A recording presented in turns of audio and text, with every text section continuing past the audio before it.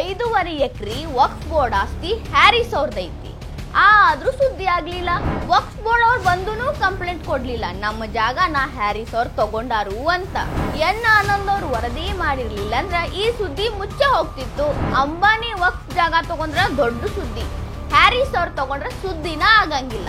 ಮುಸ್ಲಿಮ್ರು ಕಾಂಗ್ರೆಸ್ ಅವರು ಏನು ಬೇಕಾದ್ರೂ ಮಾಡಬಹುದು ವಕ್ಫ್ ಬೋರ್ಡ್ ಜೋಡಿ, ಅದು ಸುದ್ದಿನೂ ಆಗಂಗಿಲ್ಲ, ಮುನ್ನೆಲೆಗೂ ಬರಂಗಿಲ್ಲ. ನನಗೂ ಇದಕ್ಕೂ ಸಂಬಂಧ ಇಲ್ಲ ಅಂತ ಹ್ಯಾರಿಸ್ ಅವ್ರು ಏನಾರೆ ಮೂಡಾದಾಗ ಸಿದ್ದರಾಮಯ್ಯ ಅವ್ರು ಹೇಳಿದ್ರ ಏನ್ ಕತಿ? ನಮಸ್ಕಾರ ರೀ. ದೇಶಾದ್ಯಂತ ವಕ್ಫ್ ತಿದ್ದುಪಡಿಗೆ ಪ್ರಚೋದನೆಗಳು ನಡೆಯಕತ್ತಾವ. ಎಲ್ಲೆಂದ್ರಲ್ಲಿ ಜಗಳ ದೊಂಬಿ ಹಚ್ಚೋ ಕೆಲಸಗಳು ನಡೆಯಕತ್ತಾವ. ಉದಾಹರಣೆಗೆ ಪಶ್ಚಿಮ ಬಂಗಾಳದಾಗಿನ ಹಿಂದೂಗಳು ಊರ್ ಬಿಟ್ಟ ಹೊಂಟಾರ. ನಮಗಿನ್ನ ಮುಸ್ಲಿಮ್ರ ಹಾವಳಿ ತಡ್ಕೊಳಕ್ ಆಗಂಗಿಲ್ಲ, ನಾವು ಹೋಗ್ತೀವಪ್ಪ ಎಲ್ಲರೇ ಹೋಗಿ ಬದುಕ್ತಿವಂತ ಊರ್ ಬಿಟ್ಟು ಹೊಂಟಾರ. ಮಮತಾ ಬ್ಯಾನರ್ಜಿನೂ ಇದಕ್ಕ ಏನೂ ಉತ್ತರ ಕೊಟ್ಟಿಲ್ಲ, ತಮ್ಮ ಪಾಡಿಗೆ ತಾವು ಮೌನ ವ್ರತದಾಗ ಅದಾರ. ಒಂದ್ ರೀತಿ ದೀದಿ ರಾಜ ಬಾಂಗ್ಲಾದೇಶ ಆಗಿ ಕನ್ವರ್ಟ್ ಆಗತೈತಿ. ಇದೆಲ್ಲಾನು ಒಂದು ಪಟ್ಟಭದ್ರ ಹಿತಾಸಕ್ತಿ ಇಟ್ಕೊಂಡಿರುವಂತ ಮಂದಿ ಮಾಡಾಕತ್ತಿರೋ ಕೆಲಸ ಐತಿ. ಯಾಕಂದ್ರ ವಕ್ಫ್ ತಿದ್ದುಪಡಿ ತರೋಕಿತ ಮೊದಲ ವಕ್ಫ್ ಜವಾಬ್ದಾರಿ ಏನಿದ್ರು ಇಂಥ ಪಟ್ಟಭದ್ರ ಹಿತಾಸಕ್ತಿಗಳ ಮಂದಿ ಕೈಯಾಗಿತ್ತು. ಇನ್ನು ಮುಸ್ಲಿಂ ಸಮುದಾಯದಾಗಿರೋ ಬಲಾಢ್ಯರು ಅನಿಸ್ಕೊಂಡವ್ರ ಕೈಯಾಗಿತ್ತು. ಈಗ ತಿದ್ದುಪಡಿ ಆದ್ಮೇಲೆ ಇವ್ರ ಕೈ ಸೇರೋದು ಕಡಿಮೆ ಆಗ್ತೈತಿ. ವಕ್ಫ್ ಜೋಡಿ ಇವ್ರಿಗೂ ಮುಗ್ದಾರ ಬೀಳ್ತೈತಿ. ಹಿಂಗಾಗಿ ಇದನ್ನ ತಪ್ಸಕ ಹೆಂಗರೇ ಮಾಡಿ ಇದ್ರ ವಿರುದ್ಧ ಕಿಡಿಕಾರೋ ಕೆಲಸ, ಬೆಂಕಿ ಹಚ್ಚೋ ಕೆಲಸ ಮಾಡಾಕತ್ತಾರ. ತಮಗ ಆಸ್ತಿ ಮಾಡ್ಕೊಳಕ ವಕ್ಫ್ನ ಬಳಸ್ಕೊಂಡು ಮುಸ್ಲಿಮರ ತಲಿ ಕೆಡಿಸಿ ಮತಾಂಧತೆ ಒಳಗ ಅವ್ರನ್ನ ಮುಳುಗಿಸಿ ಅರಾಜಕತೆ ಸೃಷ್ಟಿ ಮಾಡೋ ಪ್ಲಾನ್ ಒಳಗದಾರ. ಮುಸ್ಲಿಮ್ರನ್ನ ಕೆರಳಿಸಿ ದೇಶಾದ್ಯಂತ ಬೆಂಕಿ ಹಚ್ಚೋ ಕೆಲಸ ಈಗಾಗಲೇ ಚಾಲೂನು ಮಾಡ್ಯಾರ. ಬಲಾಢ್ಯರು ಹೆಂಗ ವಕ್ಫ್ ಆಸ್ತಿನ ತಮ್ಮ ಆಸ್ತಿ ಮಾಡ್ಕೋತಿದ್ರು ಅಂತ ಹೇಳಬೇಕು ಅಂದ್ರ ಲೇಟೆಸ್ಟ್ ಆಗಿ ಒಂದು ಉದಾಹರಣೆ ಕೊಡ್ತೀನಿ. ಅದು ನಮ್ಮ ಕರ್ನಾಟಕದ ಕಾಂಗ್ರೆಸ್ ಶಾಸಕ ಎನ್ ಎ ಹ್ಯಾರಿಸ್ ಅವರು 5.5 ಎಕರೆ ವಕ್ಫ್ ಆಸ್ತಿನ ಖರೀದಿ ಮಾಡ್ಯಾರ. ಯಲಹಂಕದಾಗಿರೋ ಮುಸಾಫರ್ ಖಾನ್ ಸುನ್ನಿ ವಕ್ಫ್ ಬೋರ್ಡಿಗೆ ಸೇರಿದ್ದಂತ 239 ಎಕರೆ ಆಸ್ತಿ ಒಳಗ 5.5 ಎಕರೆನ ಖರೀದಿ ಮಾಡ್ಯಾರ. ಎನ್ ಎ ಹ್ಯಾರಿಸ್ ಅವರ ತಾಯಿ ಸುರಯ್ಯ ಹ್ಯಾರಿಸ್ ಅವ್ರ ಹೆಸರಲ್ಲೇ 1.2 ಎಕರೆ, ಅವ್ರ ಹೆಂಡತಿ ತಾಹಿರಾ ಹ್ಯಾರಿಸ್ ಅವ್ರ ಹೆಸರಲ್ಲೇ 1.5 ಎಕರೆ, ಹಿಂಗ ಖರೀದಿ ಮಾಡಿ ಒಟ್ಟು 5.5 ಎಕರೆನ ಖರೀದಿ ಮಾಡ್ಯಾರ. ಅದು ಯಾವ ಜಾಗ ರೀ? ವಕ್ಫ್ ಬೋರ್ಡ್ ಜಾಗ. ಇದನ್ನ ಮಾಜಿ ಉಪಲೋಕಾಯುಕ್ತ ಎನ್ ಆನಂದ್ ಅವರು ವರದಿ ಒಳಗ ಬಹಿರಂಗ ಪಡಿಸ್ಯಾರ. ಇನ್ನ ಎನ್ ಎ ಹ್ಯಾರಿಸ್ ಅವರು ಒಬ್ಬ MLA ಅದಾರ. ಒಬ್ಬ MLA ಆಗ್ಬೇಕಂದ್ರ ಬಹಳಷ್ಟು ಜ್ಞಾನ ಇರಬೇಕು. ಇನ್ನು ಇವ್ರಿಗೆ ಆಸ್ತಿ ಖರೀದಿ ಮಾಡ್ಬೇಕಾದ್ರೆ ಅದು ವಕ್ಫ್ ಬೋರ್ಡ್ ಐತೋ ಏನ್ ಬ್ಯಾರೆದವ್ರದ್ದು ಐತೋ ಇವ್ರಿಗೆ ಮಾರ್ದವ್ರದ್ದು ಐತೋ ನಾವು ಕ್ರಾಸ್ ಚೆಕ್ ಮಾಡಲ್ದ ಆಸ್ತಿ ಖರೀದಿ ಮಾಡ್ಯಾರ. ಯಾರೋ ಬಂದು ಮಾರಿದ ತಕ್ಷಣ ಇವ್ರು ತಗೊಂಡು ತಮ್ಮ ಹೆಂಡತಿ ತಮ್ಮ ತಾಯಿ ಹೆಸರಲ್ಲೇ ಮಾಡ್ಕೊಂಡ್ಬಿಟ್ಟಾರ. ಅದು ಹೆಂಗ ನಡೀತೈತ್ರಿ? ಒಬ್ಬ MLA ಆಗಿ ಅಷ್ಟೂ ಕ್ರಾಸ್ ಚೆಕ್ ಮಾಡಂಗಿಲ್ಲ ಅಂದ್ರೆ ಹೆಂಗ್ರಿ? ಇದೆಲ್ಲಾನು ಕ್ರಾಸ್ ಚೆಕ್ ಆಗಲ್ದನ ನಡೆದೈತಿ ಅಂತ ವರದಿ ಒಳಗ ಬಹಿರಂಗ ಮಾಡ್ಯಾರ ಆನಂದ್ ಅವ್ರ. ಅಷ್ಟಲ್ರಿ, 27,000ಕ್ಕೂ ಹೆಚ್ಚು ಪುಟ ಇರೋ ವರದಿನ ಸಬ್ಮಿಟ್ ಮಾಡ್ಯಾರ. ಆ ವರದಿ ದಿ ಫೈಲ್ ಸಂಸ್ಥೆಯವ್ರಿಗೆ ಸಿಕ್ಕೈತಿ. ಅವ್ರು ಇದನ್ನ ಪಬ್ಲಿಷ್ ಮಾಡ್ಕೊಂಡಾರ. ಅವ್ರು ಪಬ್ಲಿಷ್ ಮಾಡಿರೋ ಸ್ಟೋರಿನ ಇವತ್ತು ನಾನು ನಿಮಗೆ ಹೇಳಾಕತ್ತೀನಿ.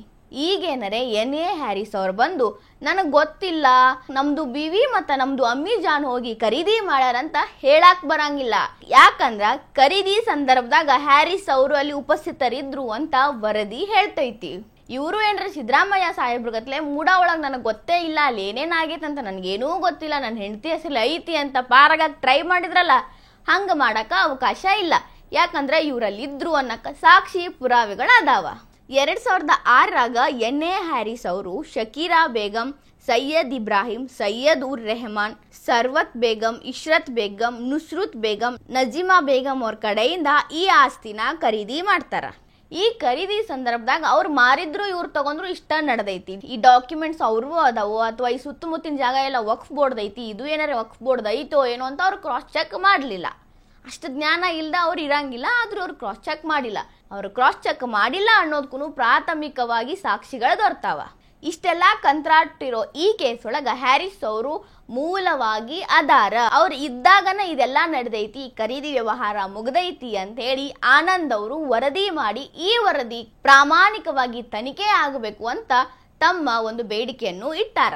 ಇನ್ನ ಮಂದಿ ಜಾಗ ವಕ್ಫ್ ತಗೊಂಡಿತ್ತು, ನಮ್ಮ ಜಾಗ ವಕ್ಫ್ ತಗೊಂಡೈತೆ ಅಂತ ಬಹಳ ಮಂದಿ ಕಂಪ್ಲೇಂಟ್ ಕೊಟ್ಟಿದ್ರು. ಹಂಗ ವಕ್ಫ್ನು ನಮ್ಮ ಜಾಗದಾಗ ಇವ್ರು ಬಂದಾರ ಅವ್ರು ಬಂದಾರ ಅಂತಾನೂ ಹೇಳ್ಕೋತಾ ಬಂದಿತ್ತು. ಆದ್ರ ಬಹಳಷ್ಟು ಕಡೆ ವಕ್ಫ್ ಬೋರ್ಡು ತಮ್ಮ ಜಾಗ ಅಂದ್ರೆ ವಕ್ಫ್ ಬೋರ್ಡ್ ಜಾಗನ ಈ ಮಂದಿ ತಗೊಂಡಾರಂತ ಹೇಳೋ ಸಾಲಿನೊಳಗ ಬರೀ ಹಿಂದೂಗಳ ಹೆಸರ ಹೆಚ್ಚಿತ್ತು. ಉದಾಹರಣೆಗೆ ಮೊನ್ನೆ ಅಂಬಾನಿ ಅವರು ಆಂಟಿಲಿಯಾ ವಿಲ್ಲಾ ಐತಲ್ರಿ, ಅದು ವಕ್ಫ್ ಬೋರ್ಡ್ದು ಅಂತ ಹೇಳಿದ್ರು. ಆದ್ರೆ ಇಲ್ಲಿ ತನಕ ವಕ್ಫ್ ಬೋರ್ಡ್ ಒಬ್ಬ ಮುಸ್ಲಿಂ ನಮ್ಮ ವಕ್ಫ್ ಬೋರ್ಡ್ ಜಾಗನ ತಗೊಂಡಾರು ಅಂತ ಹೇಳಿರ್ಲಿಲ್ಲ. ಈಗ ನೋಡ್ರಿ, ಇವ್ರ ಹೆಸರು ಬತ್ತು ಹ್ಯಾರಿಸ್ ಅವ್ರದ್ದು. ವಕ್ಫ್ ಬೋರ್ಡ್ ಏನಾರ ಹೇಳಿತ್ತೇನು? ಆನಂದ್ ಅವ್ರು ವರದಿ ಮಾಡಿದ್ಕ ಸಿಕ್ಕಿಬಿಟ್ರು. ಹೌದಿಲ್ರಿ? ವಕ್ಫ್ ಬೋರ್ಡು ತಮ್ಮವ್ರು ತಗೊಂಡ್ರ ಏನೂ ಮಾಡಂಗಿಲ್ಲ, ಸುಮ್ಮಿರ್ತೈತಿ ಅನ್ನೋದು ಕನ್ಫರ್ಮ್ ಆಯ್ತು. ಹಿಂಗಾಗಿ ಬಲಾಢ್ಯ ಮುಸ್ಲಿಮರು ಈಗ ಎಷ್ಟೆಷ್ಟು ಎಕರೆ, ಎಷ್ಟೆಷ್ಟು ಸಾವಿರಾರು ಎಕರೆ ವಕ್ಫ್ ಬೋರ್ಡ್ದು ತಮ್ಮ ಹೆಸರಲ್ಲೇ ಮಾಡ್ಕೊಂಡಾರೋ ಗೊತ್ತಿಲ್ಲ. ವಕ್ಫ್ ತಿದ್ದುಪಡಿ ತರ್ತೀವಿ ಅಂತ ಹೇಳಿದ ತಕ್ಷಣ ಎಲ್ಲಾರು ಎಷ್ಟು ಚಂದ ಹೇಳತ್ತಿದ್ರಿ, ವಕ್ಫ್ ಬೋರ್ಡ್ ಅಂದ್ರ ಅದು ಅಲ್ಲಾಗ್ ಸೇರಿದ್ದು, ದಾನಿಗಳು ಅಲ್ಲಾ ಕೊಟ್ಟಿದ್ದು ಅಂತೆಲ್ಲ ಹೇಳ್ದವ್ರು ಈಗ ವಕ್ಫ್ ಪ್ರಾಪರ್ಟಿ ಖರೀದಿ ಹೆಂಗ್ ಮಾಡಿದ್ರಿ? Once a Waqf property for ever Waqf property ಅಂದವ್ರೆಲ್ಲ ಎಲ್ಲದಿರಿ? ಅಂಬಾನಿಯವರ ಜಾಗ ಖರೀದಿ ಮಾಡಿದ್ರು, ಅದು ವಕ್ಫ್ ಬೋರ್ಡ್ ಆಗಿತ್ತು ಅಂತ ಅಂದಿದ ತಕ್ಷಣ ಅವ್ರ ಮೇಲೆ ಕೇಸ್ ಆಯ್ತು. ಆದ್ರೆ ಹ್ಯಾರಿಸ್ ಅವ್ರ ಮೇಲೆ ಕೇಸ್ ಆಗ್ಲಿಲ್ಲ, ಅವ್ರೂ ಜಾಗ ವಕ್ಫ್ದ ತಗೊಂಡಿದ್ರು. ಅಲ್ಲಿ ಯಾರು ಕೇಸು ಮಾಡ್ಲಿಲ್ಲ, ವಿಚಾರಣೆನೂ ನಡಿಲಿಲ್ಲ. ಅಂದ್ರ ಇಲ್ಲಿ ಅರ್ಥ ಮಾಡ್ಕೋಬೇಕ್ರಿ, ಅಂಬಾನಿ ಹಿಂದೂ ಅದಾರ, ಹ್ಯಾರಿಸು ಮುಸ್ಲಿಂ ಅದಾರ. ಇಲ್ಲಿ ಮುಸ್ಲಿಮರು ವಕ್ಫ್ ಪ್ರಾಪರ್ಟಿ ಖರೀದಿ ಮಾಡಿದ್ರ ಒಳ ಒಪ್ಪಂದ ನಡೀತಾವ. ಹಿಂಗಾಗಿ ಕೇಸು ಆಗಂಗಿಲ್ಲ, ಆ ಕೇಸ್ ಮುನ್ನೆಲೆಗೂ ಬರಂಗಿಲ್ಲ. ಅಲ್ಲಾನ ಆಸ್ತಿ ಅಂತ ಹೇಳಿ ದೇವ್ರ ಹೆಸರನ್ನ ಬಂಡವಾಳ ಮಾಡ್ಕೊಂಡು ರೊಕ್ಕ ಮಾಡೋ ಕೆಲಸ ಮಾಡಾಕತ್ತೀರಿ.